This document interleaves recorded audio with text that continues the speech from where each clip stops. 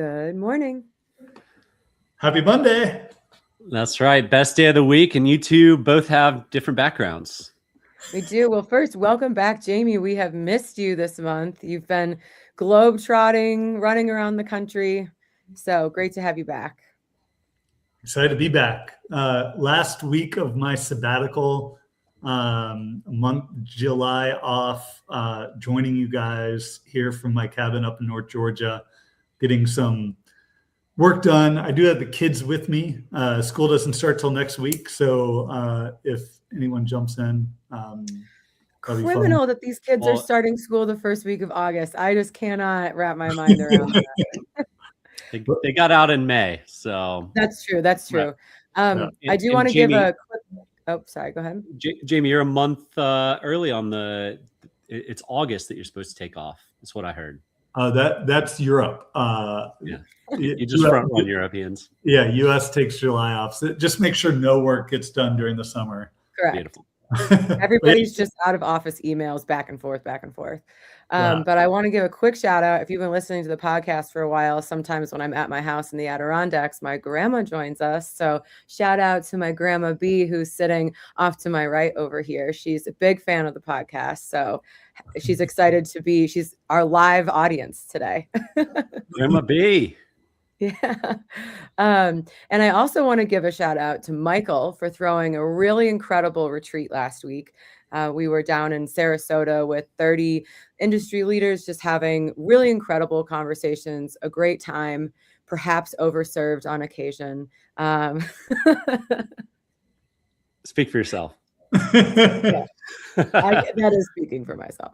Well, yeah, it was a blast, and appreciate your help in getting some key folks there as well. So really, really good time to just sit and dive into the space. And so much is moving and so much is changing so rapidly, whether it's tech or roll-ups, AI. Those were all, I think, probably the three hottest topics of the weekend, but it was really a week. We just call it the weekend because it felt like one. I know it was kind of jarring when you're like, oh, tomorrow's Wednesday and I'm going home. Yeah, weird.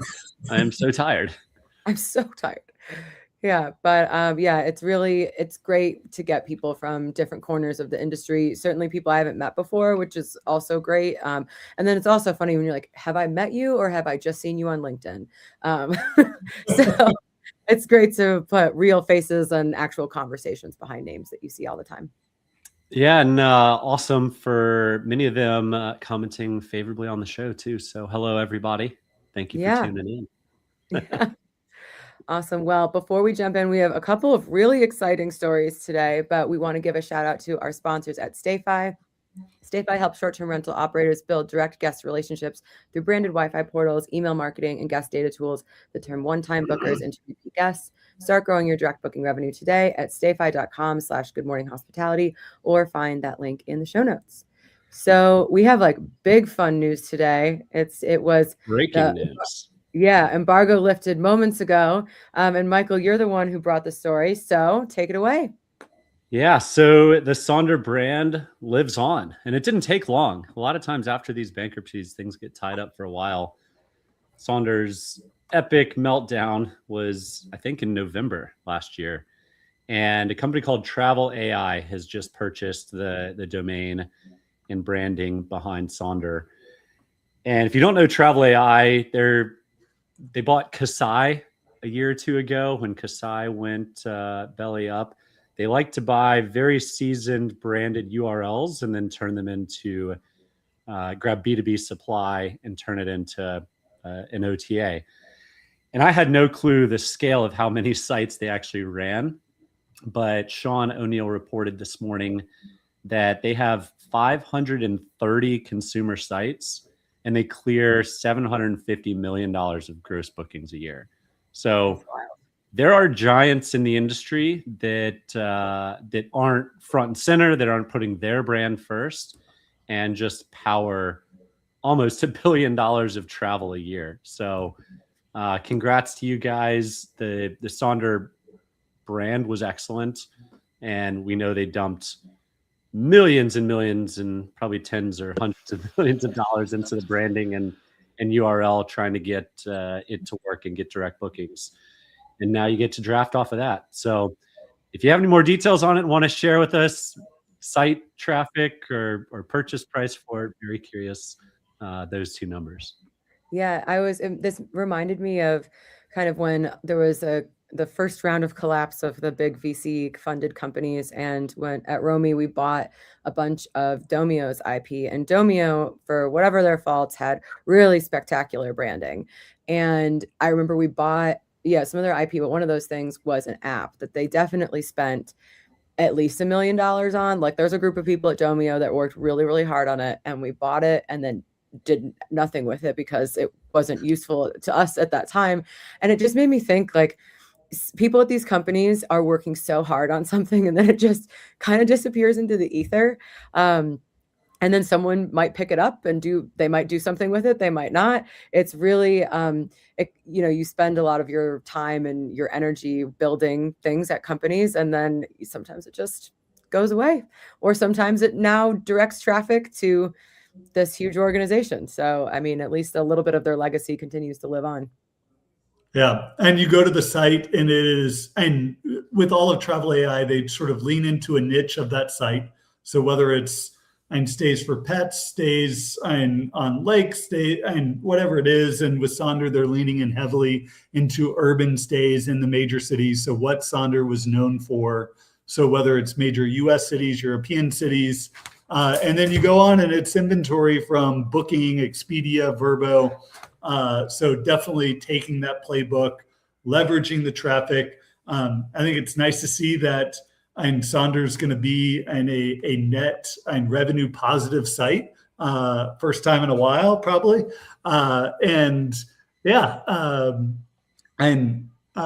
It's interesting to see another one of the brands that's been part of the industry and leveraged again for just the traffic that they're able to generate. So maybe, and is this ultimately just the graveyard of past VC funded companies in our space? A great business model, really, if you buy them for the right price. So yeah, I mean, think about all the work and all the money that Sonder put into building the reputation of that site, and now they're like, cool, like 50. I think they said 50 domains, global trademark 70 domains, 50 global trademark registrations. So again, a lot of money and a lot of effort were put into those, and now they belong to Travel AI.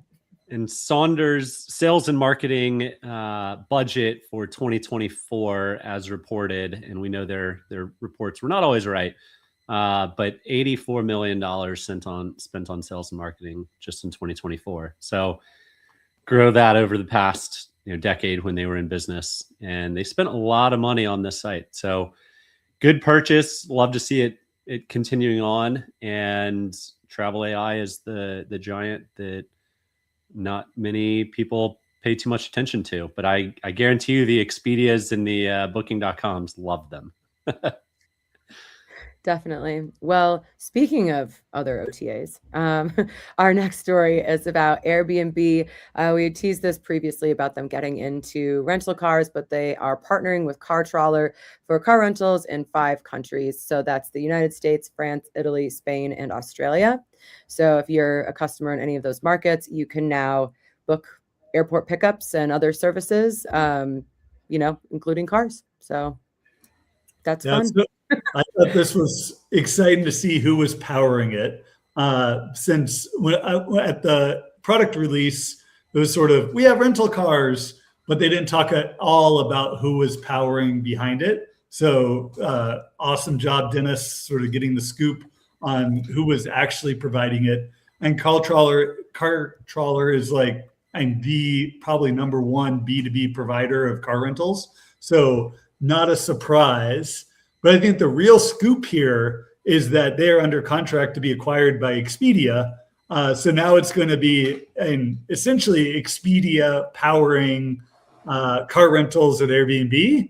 And like how long, like I suspect it's like, and they'll keep it going for a while, but maybe the clock is now ticking on how quickly can Airbnb either build these own integrations to all the different brands themselves, or find a different partner if they ultimately they don't want to be feeding Expedia's growth with their expansion into other services.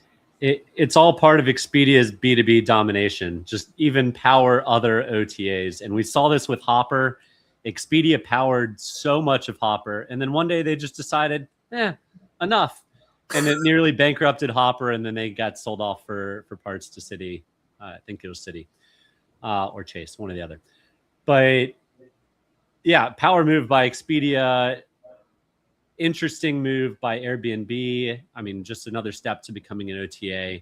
We talked about it a little bit before the show. I would venture to guess the vast majority of short-term rentals booked, at least in America, are drive-to destinations for individuals or families. And so I don't know how much an integration with car rentals is going to move the needle in a big way. But it's just one more signal that they know they have to become a full-fledged OTA than just a short-term rental platform. Yeah, and CarTrawler, I was doing some research, like they essentially power all the car rentals on the airline sites. So, and to the extent that people were already bundling car rentals with their travel, and Airbnb dominates the cities, they dominate urban travel. And so a lot of people they're using their Uber to go. And the past month I've been on the road in Iceland and Maine, like I was staying in short-term rentals and we rented a car. There's some countries that are just, and even parts of the US, you're going to drive out to Glacier and stay in short-term rentals. You got to have a car. If you're driving up to Maine and staying in short-term rentals, you got to have a car. Like you're not using Uber. There's so many destinations. Like, if we're going to a conference, like I'm going to Uber or I'm going to stay in a major city, and it makes sense. And even if you're flying down to Destin, like you got to have a car in that market. And Uber's not going to be, or Lyft is not going to be the primary mode of transportation if you're traveling with your family. Yeah, one of the interesting things, though, to me about this, even though that, we say that they power a lot of the other airline car rentals and things like that, I feel like for a public company like Airbnb, I mean, I guess the airlines are public, but it's not a direct competitor, it would be a huge red flag that the person controlling a part of your service supply is another major public OTA. Like, that just surprises me that kind of like, I don't know, incestuous behavior is allowed. I don't know. Well, it's a great way to trial it without having to put a ton of money towards it. True, and if it works, isn't there another group that like there must be other ways? You know what I mean? Maybe not. I mean, Turo seems like it fits the Airbnb brand the best, but yeah. And the transaction isn't done yet. So Expedia has announced that they're acquiring them. It's not a done deal yet. So it still has to go through review. They're not under the sort of umbrella yet, and it is expected to close in the second half of the year. And then that's going to be something for them to figure out. All right. Well, before we hop into our final World Cup data analysis, we want to give a shout out to our sponsors at Built. They're helping restaurants and hotel F&B teams better understand their guests and create more personalized experiences that drive repeat visits. So if you care about loyalty and guest experience, it's worth checking out. Head to joinbuilt.com/GMH or find the link in the show notes. So Jamie, your return from sabbatical came at a very opportune time for us to discuss the real aftermath that we've been talking about for months now about the World Cup and what actually happened. Was this the huge boon that everybody thought it was going to be? Yeah. Did you guys watch the game? Yes. A good chunk of it. Good chunk of it. I thought it was pretty exciting second half. Excited to see Spain eke it out at the end. Like they were clearly the better team. 0 shots on goal from Argentina in the first 90 minutes is pretty crazy. And it would have felt like Spain got robbed if Argentina sort of eked it out at the end, like in a shootout or something like that. Like I'm so excited that that Spain won. Congratulations to them. And you're basically a Spanish company too, so you got some happy team members over there. We are a Denver and New York based company with a large office in Spain. But yes, there are a lot of happy AirDNA employees. Our CEO is a big Argentina fan, so it was really wild to me, the like how unprofessional and just straight up rude that team. I mean, it's really, I mean, I know that's like maybe the reputation, but man, you guys, they all make so much money. And it's just like, you could, I love to see it. Turning your back on away, the team. people. What? I love to see it. Oh, I was just like, it's just so ridiculous. I don't know. Yeah. So I think this might be the last time we have to talk about data related to the World Cup. I think we've done it, 10, 15 different episomes over the past. Not when you weren't on. It keeps on getting. It really does. But now we're getting the wrap-up stories. So New York Times did a great wrap-up story. Skift, Bailey did a great wrap-up story, both quoting a lot of AirDNA data that the team pulled while I was out. But let's start with hotels. It did end up being a big boom for hotel revenue, especially in New York around the final. So in the lead up to it, and hotel revenue was up 21%. Hotels in New Jersey saw revenues increase by more than $40 million. What was interesting with short-term rentals was we actually saw demand in the lead up and during the final actually down slightly in New York. There's just almost no short-term Airbnb Vrbo properties available in the city anymore, given local law 18. But we saw demand in the early games up 24% in New Jersey, and for the final up 37%. So it really was a boon for New Jersey short-term rentals. Like there was a big increase in supply, up almost 30%, and then subsequent increase in demand. So that was awesome. But what I thought was really fun in the New York Times articles is they I went through all the different ways the World Cup sort of drove changes in traffic. So Times Square was packed with out-of-towners, up 7%. 305,000 pedestrians walking through Times Square. You saw terrifying. Avoid. You saw bars and restaurants sort of packed with watch parties and all sort of supporting their different teams. On-premise beer sales up 14%, which is incredible. You even saw City Bike had its biggest month ever. So you think about riding a bike around New York City in June and July, maybe not the best, but it was happening. And then my favorite, Tinder said they had a flood of out-of-town users, up 35% in New York around the Brazil-Mexico or Morocco game.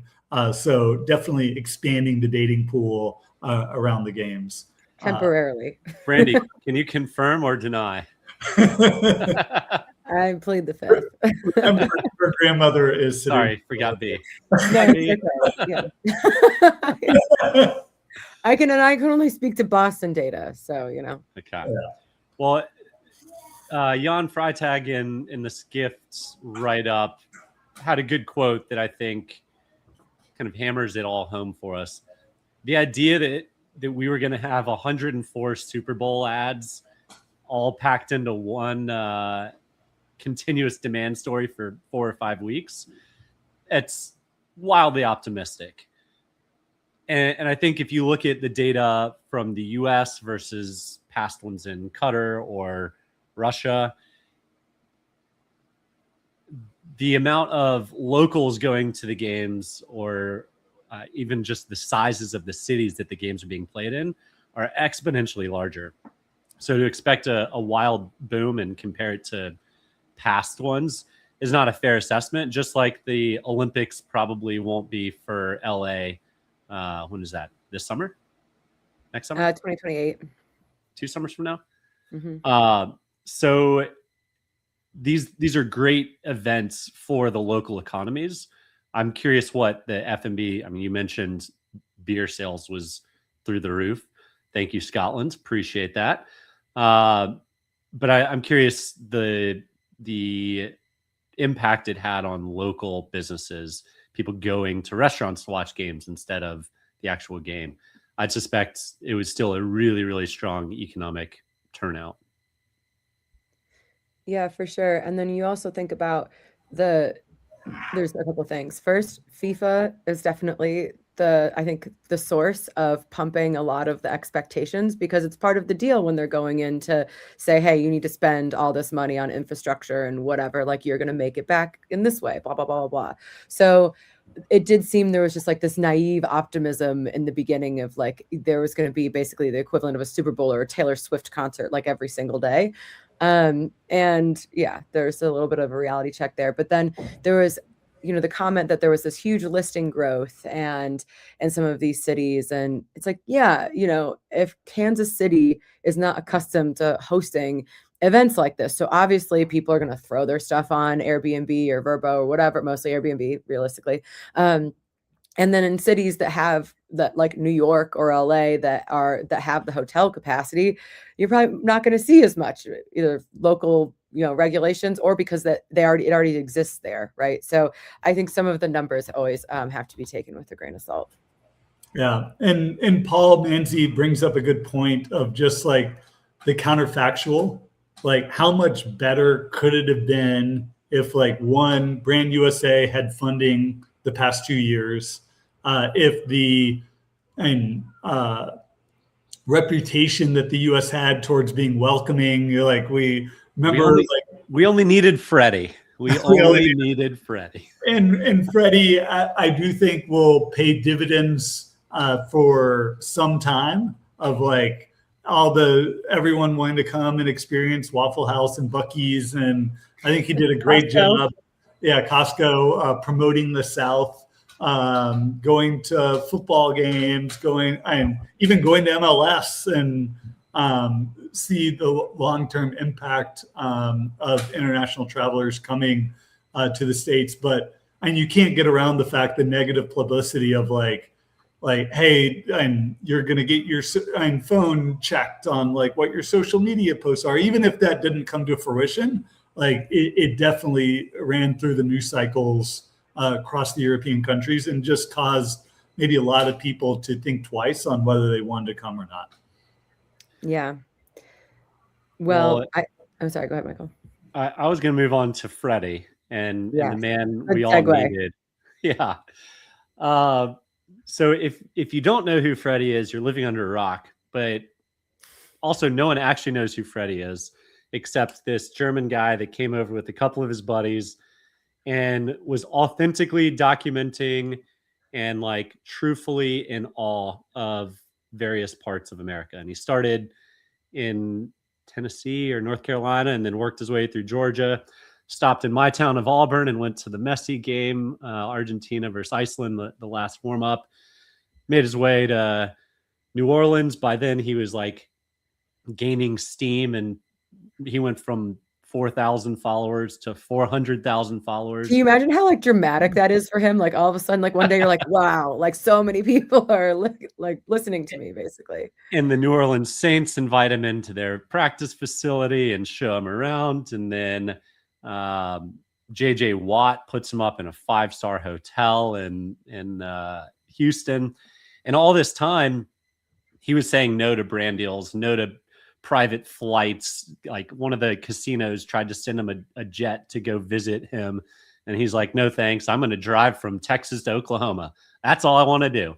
And he, Ella Langley, I guess, is the musician that he fell in love with and went to one of her concerts. And anyway, he just highlighted an entire segment of America that Europeans don't visit. They go to New York, they go to Chicago, LA, Miami, and DC. And that's it. If you're not one of those cities, then you're not going there. And a couple of weeks ago, or maybe even last week, Brandy and I talked about Barcelona limiting travelers is probably a good thing for everyone else except for Barcelona, because then the travel goes to the Spanish versions of Chattanooga and New Orleans and Atlanta, right? You see a whole different segment of the country, and in many ways a more authentic and real part of how people live.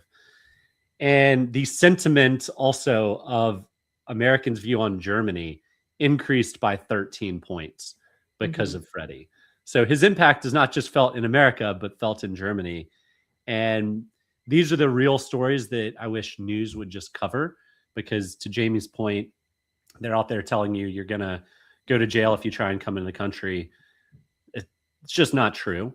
And it's just all fear mongering, and it's all politics. And Freddy's the man that we all needed and we didn't know. Yeah, I like that he didn't take brand deals. He didn't get corrupt. That's the thing is, if I feel like if he was an American influencer, they'd been like, absolutely, get me on that jet to the win. Yeah. So it's nice to see that he was sticking to, he was like, because I also think about it, like, when else are they going to have an opportunity to just drive like that? Like, I'm going to drive for 18 hours. It's going to be absolutely flat. And I'm going to be one state over. Like, it's an expanse that like is really hard to grasp. I even think, like, for Americans, if you haven't been to that part of the country, like how vast it is pretty impressive.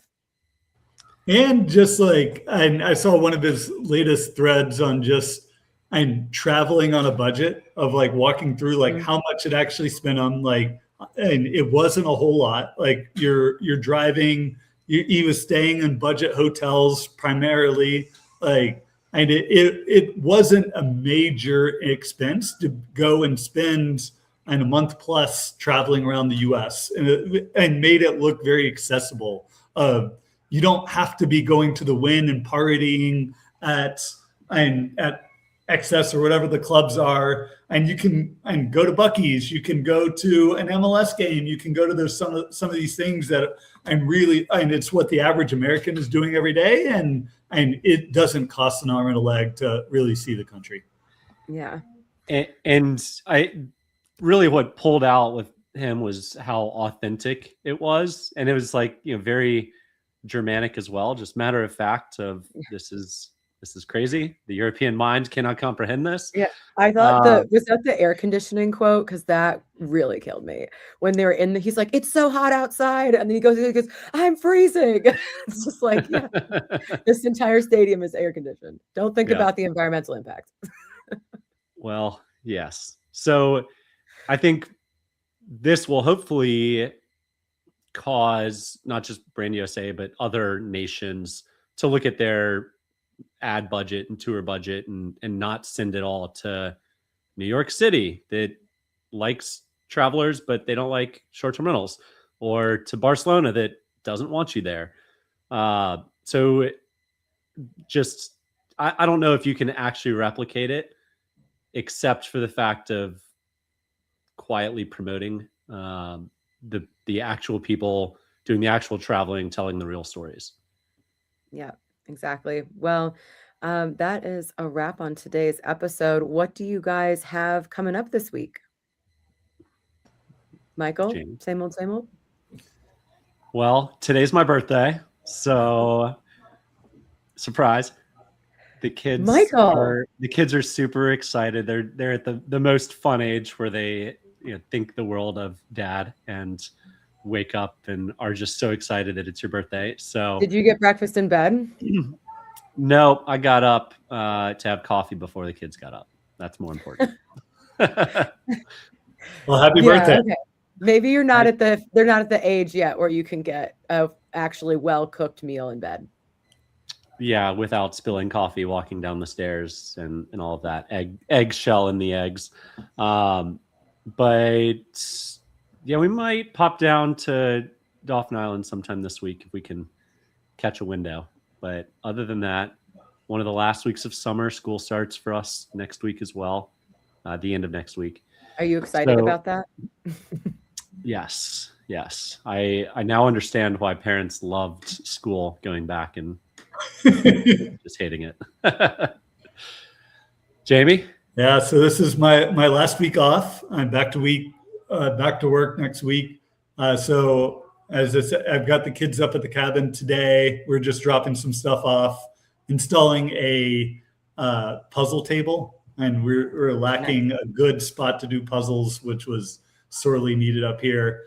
But we're going to go gold mining as soon as we get done with that, and then go do pirate mini golf. And then I've got a long list of things that my wife has come up with me to do this last week before I go back to work. So it is a honey-do list. Last week off of work. Yeah.